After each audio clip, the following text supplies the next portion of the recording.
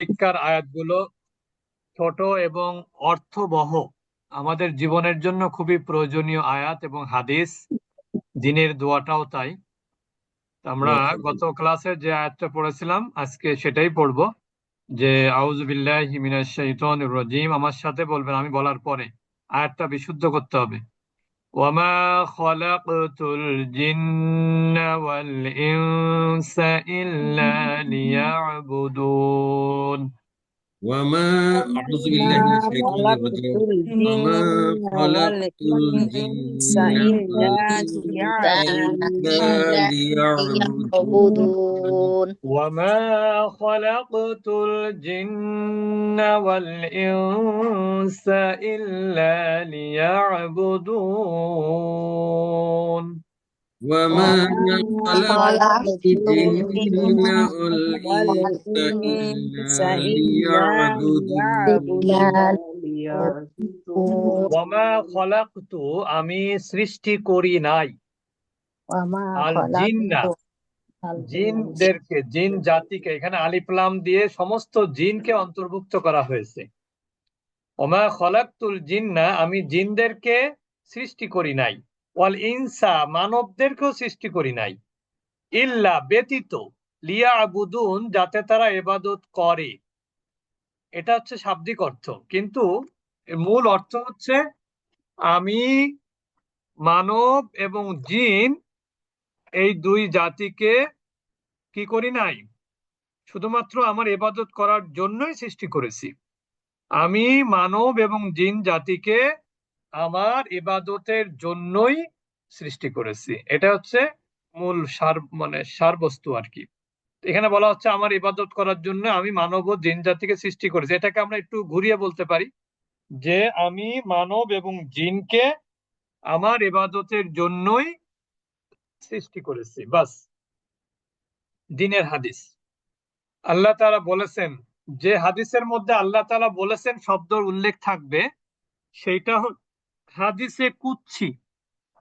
হাদিসে কুদসি হলো যেটা আল্লাহ বলেছেন, আল্লাহ রসুল বলার সময় এটাকে আবার আল্লাহর রেফারেন্স ব্যবহার করেছেন। হাদিসও কিন্তু ওটাকে কি বলে, ওই আম, কি বলে ওটাকে, ওহী। হাদিসও কিন্তু ওহী, কিন্তু কিছু কিছু হাদিস আছে যেগুলো আল্লাহ রসুল বলেছেন এই এই এই এই এই, সেক্ষেত্রে আল্লাহর কথা উল্লেখ করেননি, সেটা সাধারণ হাদিস। কিন্তু যে হাদিসের ক্ষেত্রে আল্লাহ রসুল বলেছেন যে আল্লাহ বলেছেন, তার মানে এই হাদিসটা আরো বেশি গুরুত্বপূর্ণ। আল্লাহ তাআলা বলেছেন বনি আদমের প্রতিটি কাজ তার নিজের জন্য, মানে তার সকল কাজ নিজের জন্য। বুঝতে পেরেছেন? আর ব্যতিক্রম হলো সিয়াম, সেটা কার জন্য? আমার জন্য। আর আমি নিজেই তার পুরস্কার দিব। সিয়াম পালনকারীদের মুখের গন্ধ আল্লাহর নিকট মিস্কের ঘ্রাণের চেয়েও অধিক সুগন্ধযুক্ত। তাহলে سبحان এখানে الله দুইটা কথা। একটা হলো যে বনি আদমের প্রতিটি কাজ বনি আদম কিন্তু একটা উদ্দেশ্যে করে। যেমন সে চাকরি করুক আর অন্য যাই কিছু করুক, সেখানে মানুষের দেখানোর বিষয় থাকে, নিজের প্রয়োজনের বিষয়টা থাকে। বুঝতে পেরেছেন? কিন্তু সিয়ামটা এমন একটা ইবাদত, এটা কেউ বলে বাড়ায় না যে আমি সিয়াম আজকে রোজা রেখেছি, বা তার অ্যাটিটিউডে সে বোঝানোর চেষ্টা করে না আমি সিয়াম পালন করেছি। তার অফুরন্ত সুযোগ থাকে। নামাজের মধ্যে যেমন মানুষ ফাঁকি দেওয়ার সুযোগ থাকে, ফাঁকি দেয়ও, কিন্তু সিয়ামের মধ্যে কিন্তু মানুষ চেষ্টা করে ফাঁকি না দেয়। সে চাইলে গোপনে খেতে পারে, সে চাইলে সিয়ামরত অবস্থায় যে কর্মকাণ্ড করলে সিয়াম নষ্ট হয়ে যাবে সেটাও করতে পারে চাইলে সে, কিন্তু সে করে না। তার কারণ কি? সিয়ামটা মানুষকে এমন এক জায়গায় নিয়ে যায়, যদি সে আহ, মনের থেকে আল্লাহর মানে সোয়াবের আশায় যদি কেউ সিয়াম রাখে, তাহলে তার সকল পাপ থেকে তার বাঁচার একটা মনোভাব আল্লাহ তাআলা তার মধ্যে তৈরি করে দেন। এই জন্য আল্লাহ তাআলা কি বলছেন, আমি তার পুরস্কার দিব। কোন কোন জায়গায় হাদিসে এরকমও আছে, আল্লাহ তাআলা বলেছেন আমি তার জন্য হয়ে যাব পুরস্কার হিসাবে। তার মানে কি, আল্লাহ যদি কারোর জন্য হয়ে যান, তার কি কোনো কিছুর সমস্যা হবে দুনিয়া আখেরাতে? جنة. হবে না। আর সিয়াম পালনকারীর যে মর্যাদা, হয়তোবা অনেক সময় দেখা যায় যে মানুষ সাধারণভাবে হয়তো ব্রাশ করে, কিন্তু তারপরে সারাদিন না খেয়ে থাকলে, সারাদিন মুখে কিছু না দিলে দেখবেন ওটা মুখে একটু গন্ধ হয়। যে গন্ধটাকে গন্ধ মনে না করে অবশ্যই চেষ্টা করবে মানুষ তার জন্য গন্ধের এটা যেন বেশি পরিমাণে না হয়, এই জন্য মিসাক করতে বলা হয়েছে 5 ওয়াক্ত নামাজে। তা এটাকে বলা হয়েছে যে মিশকাম্বর, মিশকের থেকেও অধিক সুগন্ধযুক্ত আল্লাহর কাছে এটা। সুতরাং সিয়ামরত ব্যক্তিকে কোনোভাবেই, কোনো অ্যাটিটিউডের কারণেই তাকে কি করা যাবে না, ইগনোর, অবজ্ঞা, তিরস্কার, এভাবে কোনো কিছুই করা যাবে না। সে অনেক সম্মানিত একজন মানুষ যে সিয়াম পালন করে।